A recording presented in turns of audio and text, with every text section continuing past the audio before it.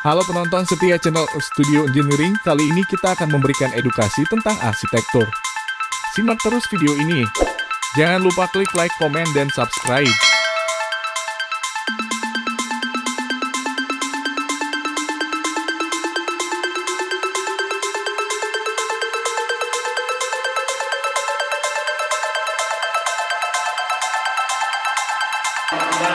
Mengapresiasi kegiatan semacam ini dan ini penting sekali dalam rangka penguatan atmosfer akademik di mana saja Anda lakukan di Universitas manapun atau di Fakultas manapun.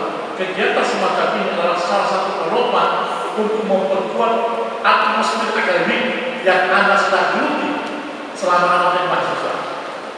Yang pertama, sebab itu saya atas nama Rektor menyampaikan terima kasih dan penghargaan signifikan kepada jurusan arsitektur yang telah menginisiasi untuk melaksanakan kegiatan semacam ini.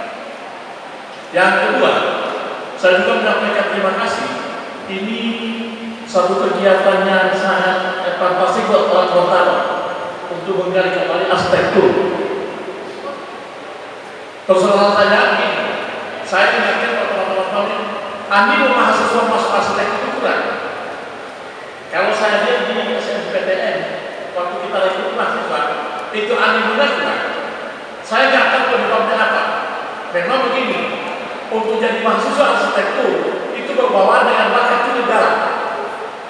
Bakatnya atau bakat mendesain dan sebagainya, itu saya kira penting sekali. Saya langsung saja ini sangat penting sekali dalam rangka mengubah kembali mindset anak-anak mahasiswa kita. Sekarang ini, kalau saya sampaikan, Indonesia itu krisis ilmuwan. Lebih banyak yang muncul di Indonesia politis.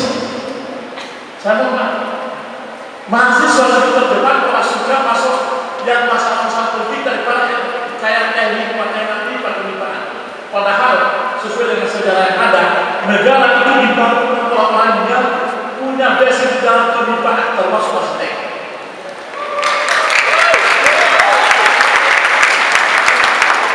Kalau seperti itu, sekali lagi saya atas nama pimpinan menyampaikan terima kasih. Dan sebelumnya juga saya menyampaikan selamat datang kepada ya. Saya menyampaikan selamat datang dan bergabung dengan kami di Gorontalo, adik-adik mahasiswa sekaligus rekan dosen-dosennya dari 18 perguruan tinggi yang ada di Indonesia. Selamat datang, selamat Mas Layon ya, Mas Layon di Indonesia. Selamat menikmati Gorontalo yang panas terik seperti ini.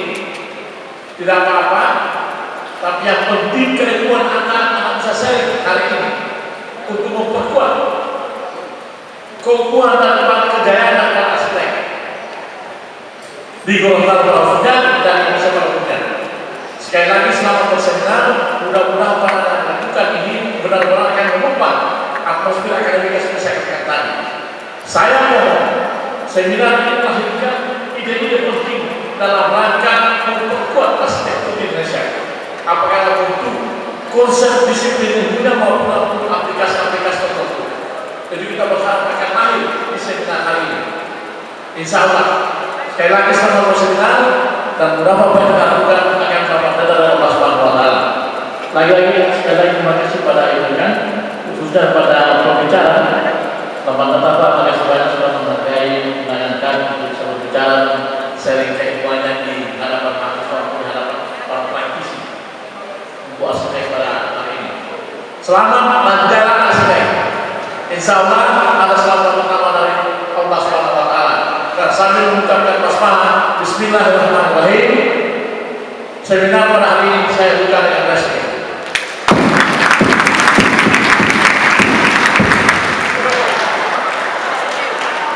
Wabillahi taufiq hidayah. Wassalamualaikum warahmatullahi wabarakatuh.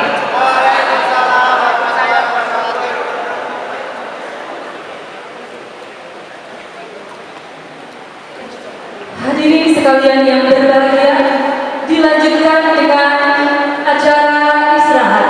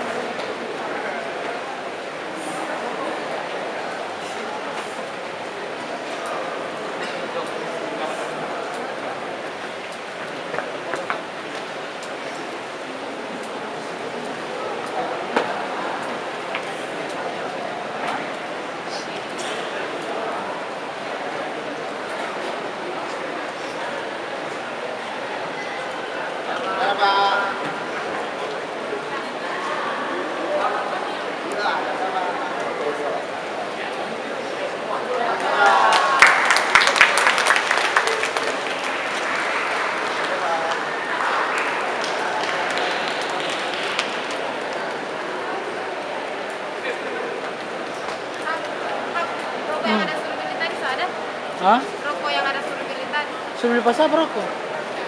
Tidak ada orang yang suruh beli yang BPR Pak. Oh yang tadi, tak Iram yang kita suruh yang 5.000.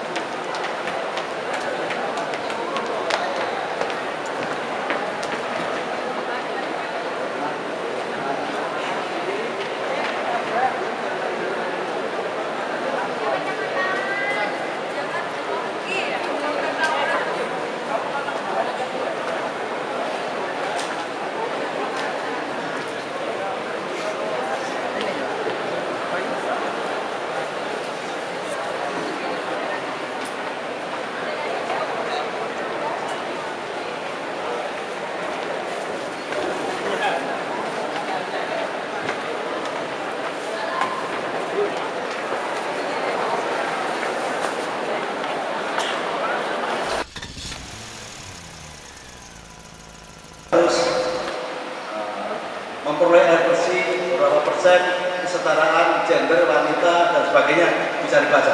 Tapi intinya adalah bahwa MDGs agenda itu ada tiga garis besar. Yang pertama adalah ini infrastruktur nomor satu. Ini sekarang Indonesia juga lagi gencar-gencarnya mempopulerkan MP3EI, Master Plan Pengembangan Prasarana Ekonomi Indonesia. Yang kedua adalah nih, human rights, hak manusia, ya. Hak dalam segala hal yang menyangkut aspek kemanusiaan, hak untuk menyatakan pendapat, demokrasi, hak untuk memilih, hak untuk memperoleh air bersih dan sebagainya, dan sebagainya. Yang ketiga adalah human capital, modal manusia, modal kemanusiaan. Manusia itu mestinya punya modal, bukan modal dalam bentuk uang saja atau duit saja, tapi modal pengetahuan, modal kesehatan, modal pelayanan dan sebagainya. Jadi sekali lagi MDG itu tiga intinya adalah human capital, infrastructure, dan human right. Ini perasan dari banyak agenda-agenda. Nah, ini adalah gambar berikut. Ya, ini untuk menyederhanakan pemahaman kita bersama. Ya, ini agak cerita sosial politik sedikit bahwa sasaran pembangunan milenium itu ada 8 besar. Yang pertama, mengurangi kemiskinan dan kelaparan. Ya, ternyata masih banyak orang lapar. Ya, tidak usah jauh-jauh, di sekitar kita masih banyak orang lapar. Makanya kalau saudara menikmati makan siang, misalnya, ingat bahwa di sekitar kita masih banyak orang yang belum makan atau makannya tidak sesempurna kita, tidak selengkap kita. Ya. Kemudian pendidikan dasar, yang kedua pendidikan dasar. Ya, diharapkan menurut MDG itu semua paling tidak mengenyang sekolah dasar dan bebas buta huruf. Di tahun 60-an Indonesia pernah perang terhadap buta huruf. Ya. Saya pikir sudah habis, ternyata masih banyak juga warga penduduk kita, saudara-saudara kita yang tidak beruntung tinggal di remote area, tinggal di kejauhan, yang terpaksa belum tahu baca tulis. Yang ketiga, kesetaraan gender serta pemberdayaan perempuan. Wanita-wanita itu diberi peluang besar. Ayo maju. Sekarang di DPR itu ada jatahnya 30% harus wanita, ya. Harus memberikan porsi pada wanita. Ini untuk diketahui, statistik sekarang itu rasio wanita dan pria, wanita 51%, pria 49%. Apa artinya itu? Ya, jadi lebih banyak wanita daripada pria saat ini. Statistik Indonesia itu ya. Nah, ini supaya diberi peluang yang sama, setara itu tidak harus diistimewakan, tapi diberi peluang yang sama. Yang keempat, penurunan kematian anak karena kesehatan. Saya tidak paham. 5, peningkatan kesehatan ibu hamil, karena kesehatan juga. 6, melawan HIV, ya, ini karena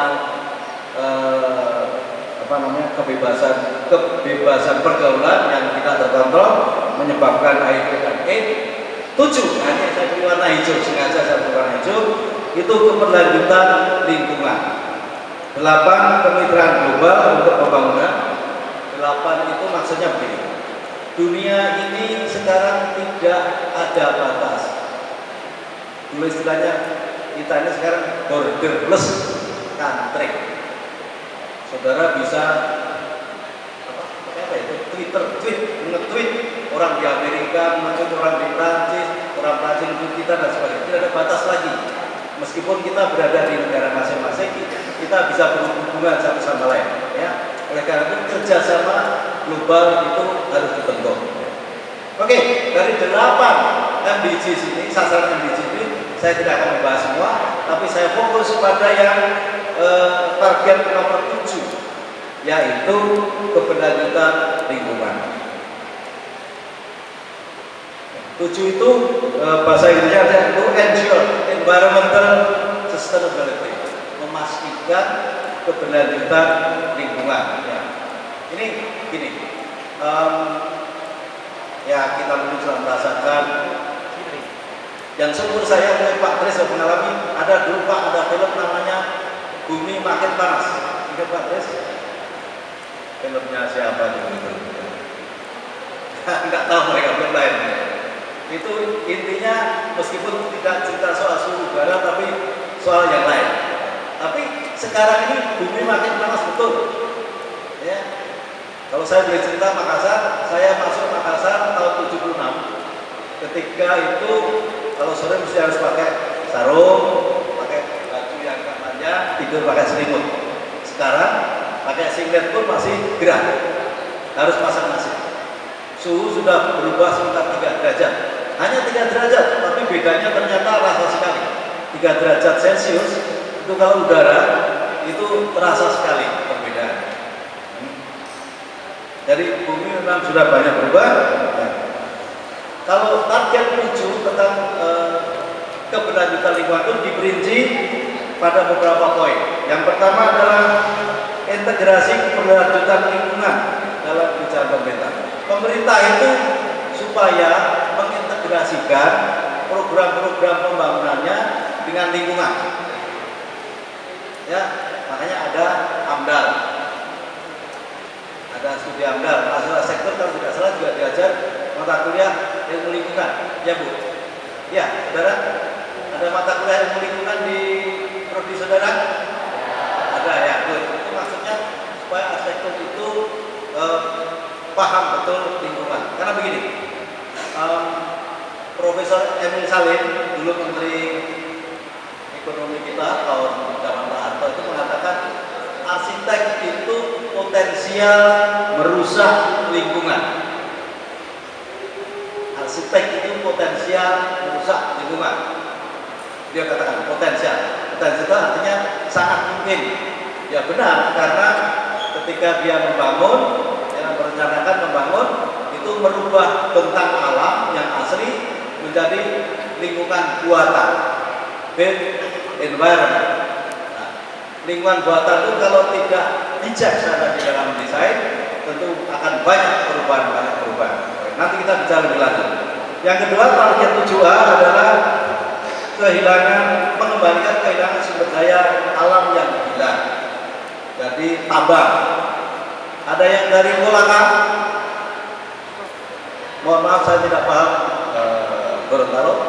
Kalau saudara pernah lihat Kolaka, Kabupaten Kolaka yang banyak mengandung tambang nikel, itu sekarang dicabut, diaduk-aduk, nggak karu-karuan. Sangat sedih kalau melihat, karena diambil tanahnya, dibawa ke Cina, ke Jerman, ke Amerika, ya, tapi tidak dikembalikan, tidak dihijaukan kembali, sudah hancur lebur itu wilayah pertambangannya. Air juga sudah mulai habis karena penggunaan yang tidak bijaksana. Ini sumber daya alam. Hutan apalagi? Sudah kenal nanti kalau di ilmu lingkungan, ilmu pengetahuan lingkungan itu Indonesia itu dikenal dengan memiliki hutan hujan tropis kedua terbesar di dunia. Nomor 1 adalah Brasilia, nomor 2 Indonesia. Apa urusannya? Hutan hujan tropis itu adalah jenis hutan yang memiliki daun yang besar dan lebar, karena tropis, karena banyak hujan. Nah, daun itu secara fungsional pada siang hari memproduksi oksigen yang kita hirup terus-menerus, memproduksi oksigen. Ya. Kita tidak perlu menghirup yang lain, tapi cukup oksigen. Bayangkan kalau suatu ketika oksigen itu habis, ya, karena hutannya hilang, habis, lalu tidak ada daunnya, lalu tidak ada produksi oksigen. Warisan atau pusaka. Pada waktu itu ada terjadi sedikit polemik mengenai apa yang mau digunakan untuk itu. Tapi akhirnya itu benar adalah pusaka. Sedangkan sebetulnya kita punya istilah yang lebih mengikat, yaitu cagar budaya. Cagar budaya digunakan oleh Undang-Undang Nomor 11 Tahun 2010. Untuk kita arsitek dan calon arsitek, cagar budaya ini penting sekali. Karena dengan menggunakan kata cagar budaya, maka istilah itu sudah mengikat secara hukum.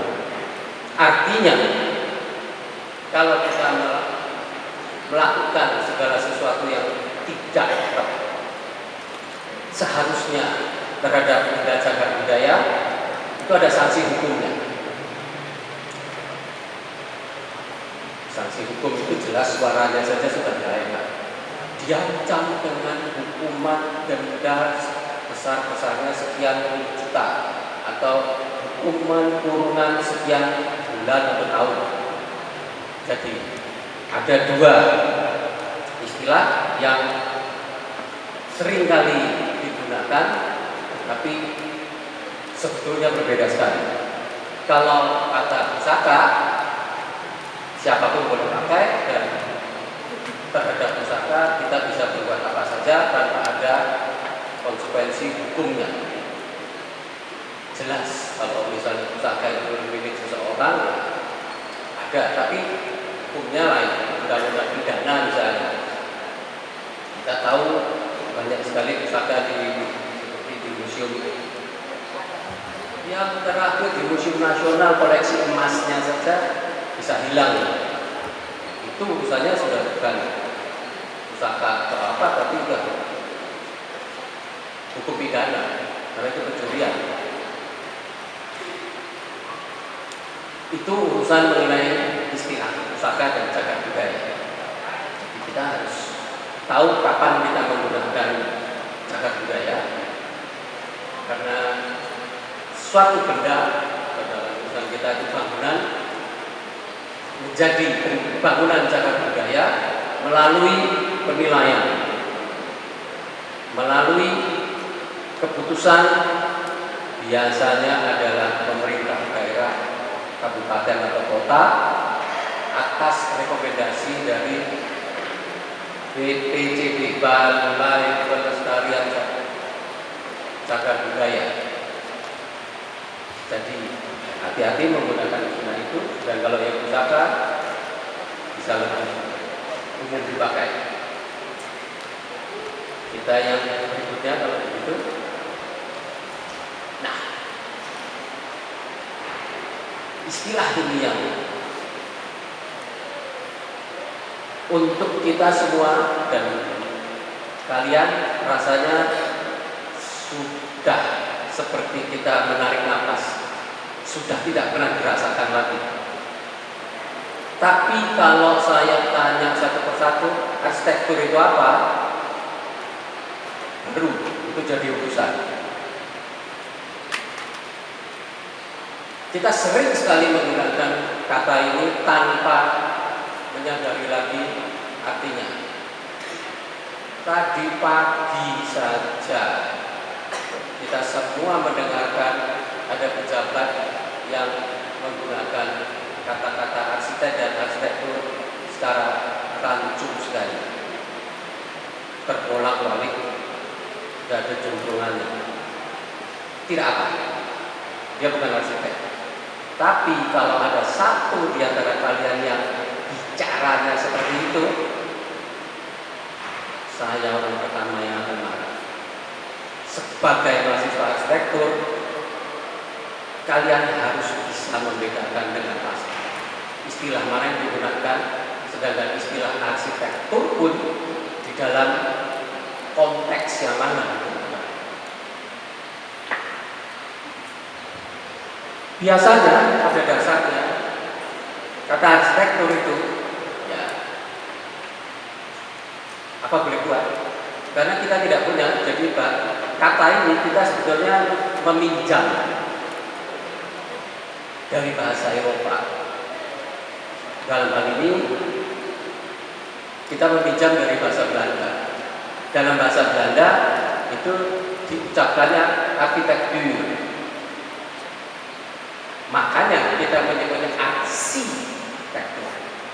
Kalau kita meminjam dari bahasa Inggris misalnya architecture, maka kita akan mengucapkan arsitektur. Dan itu pernah coba, mungkin 25-30 tahun yang lalu ada beberapa pihak yang menginginkan istilah ini diganti menjadi arsitektur. Untung kita semua masih tradisional, menghormati pusaka, jadi kita tetap menggunakan arsitektur. Arsitektur biasanya kita gunakan untuk dua pengertian. Ini lebih halus lagi dan perlu sekali diperhatikan. Satu adalah untuk hasilnya. Tadi pagi saya sempat mengunjungi kompleks gedung kantor Gubernur Gorontalo, dan saya mengatakan ada ibu dekan dengan segala marah, itu adalah contoh arsitektur yang jelek. Dalam kalimat ini, arsitektur itu artinya adalah gedung, bangunan yang berdiri. Jadi saya menggunakan kata arsitektur dalam artian yang sebelah kanan saya, tapi sebelah kiri kalian. Tetapi kalian kan sekolah di jurusan arsitektur. Arsitektur dalam urusan yang ini artinya kan apakah lalu dengan mudah diterjemahkan menjadi gedung atau bangunan? Siapa? Bangunan apa yang dipelajari? Tidak ada. Kalian tidak mempelajari satu bangunan. Tetapi kita semua mempelajari proses pengetahuan, seni, ilmu untuk menghasilkan yang itu. Jadi arsitektur yang sebelah sini itu tidak teraga, tidak berwujud, karena semuanya ada di sebelah sini, atau berupa buku, atau berupa kuliah. Jadi ada dua yang perlu kita perhatikan sekali. Ini akan menjadi penting sekali kalau nanti kita gabung, bisa sudah janjikan, kita akan bicara mengapa saya menggunakan arsitektur Indonesia. Berikutnya, silakan.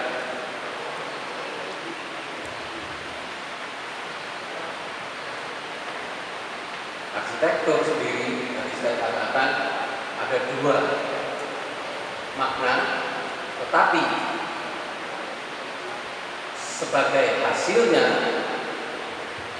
maka ada tiga kekuatan besar yang mempengaruhi pada hasil akhirnya. Tadi sedikit disebutkan oleh Pak Tri mengenai ketika membicarakan mengenai arsitektur Nusantara yang kebetulan saya tidak suka segera itu. Tadi disebutkan panjang, tetapi secara singkat kita bisa mengenalinya sebagai tiga kekuatan besar, yaitu alam sekitar kita ini sendiri, bahwa tadi kita